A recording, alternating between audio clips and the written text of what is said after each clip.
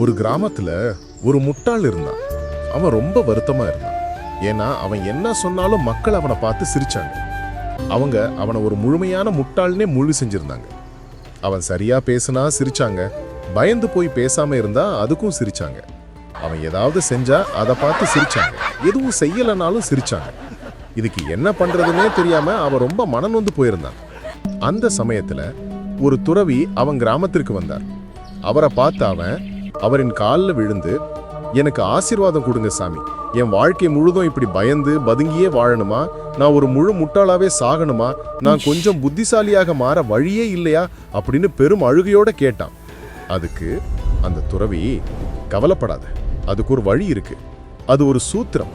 அதாவது யாரு என்ன சொன்னாலும் குறை சொல்லணும், அவ்வளவுதான் அப்படின்னு சொன்னார். அவனுக்கு அது புரியல. சாமி, ஏற்கனவே என்ன முட்டாள்னு தான் சொல்றானுங்க, இப்ப எதுக்கு எடுத்தாலும் குறை சொன்னா போடா கிறுக்கான்னு சொல்ல மாட்டானுங்களான்னு கேட்டான். 7 நாட்களுக்கு நான் சொன்னதை மட்டும் செய், பிறகு என்னிடம் வான்னு ரொம்ப தீர்க்கமா சொன்னார் அந்த துறவி.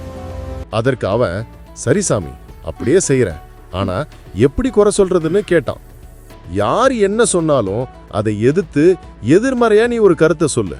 உதாரணத்துக்கு, யாராவது சூரிய உதயம் எவ்வளவு அழகா இருக்குன்னு சொன்னா அதுக்கு நீ, அதுல எங்க அழகு இருக்கு, அது தினமும் தான் வருது, பல்லாயிரம் ஆண்டுகளாக வந்துகிட்டு தான் இருக்கு, அது ஒரு நெருப்பு உருண்டை, அது எப்படி அழகா இருக்க முடியும்னு கேளு என்றார் துறவி. அதே மாதிரி ஒரு ஓவியத்தை பார்த்து நல்லா இருக்குன்னு யாராவது சொன்னா உடனே நீ, இது ஒரு குப்பை, ஒரு ஓவியம் எப்படி இருக்கக்கூடாதோ அப்படி இருக்கு, இதை வரைஞ்சவனுக்கு ஓவிய அறிவே இல்லைன்னு சொல்லு. இப்படி யாரு என்ன சொன்னாலும் எதிர்மறையாவே பேசு. 7 நாளுக்கு பிறகு வான்னு சொல்லிட்டு குரு கிளம்பி போயிட்டார். சரியா 7 நாட்களுக்கு பிறகு அந்த முட்டாள் குருவை தேடி வந்தான். அப்போ அவன் தனியா வரல, கூடவே பல பேர் அவன் பின்னாடி வந்தாங்க. அவங்க இப்போ அவனுக்கு சீடர்களாக மாறியிருந்தாங்க. சிலர் அவனுக்கு மாலைகளை போட்டாங்க. இவன் கூடவே ஒரு இசைக்குழு வாசிச்சுக்கிட்டே வந்தது. அவன் தனியா துறவியிடம் வந்து, குருவே, இந்த யுக்தி ரொம்ப நல்லா வேலை செய்யுது. நான் எங்க போனாலும் மக்கள் என்ன தலையை குனிஞ்சு வணங்குறாங்க. நான் ஒரு சிறந்த மேதாவின்னு செய்தி மக்களுக்கிட்ட பரவிட்டு யாராலும் என்ன ஜெயிக்க முடியல. இப்ப நான் என்ன செய்யணும்னு கேட்டான். அதற்கு துறவி, இப்போ எதுவும் செய்யாத, இப்படியே இரு. உன் அறிவை பாதுகாக்க விரும்பினால் ஒருபோதும் நேர்மறையில் விழாதே. யாராவது களவளை பற்றி பேசினால் உடனடியாக நாத்திகத்தை பற்றி பேசு. எங்க முடிஞ்சா கடவுளை காட்டுன்னு சொல்லு. என்ன சொல்லப்பட்டாலும் எப்போதும் ஒரு எதிர்மறையான கருத்தையே சொல்லு. யாரும் உன்னை தோற்கடிக்க முடியாது. ஏன்னா ஒரு எதிர்மறை கருத்தை மறுப்பது ரொம்ப கஷ்டம். அதேபோல் ஒரு நேர்மறை கருத்தை நிரூபிப்பதும் ரொம்பவும் கஷ்டம்னு சொன்னார்.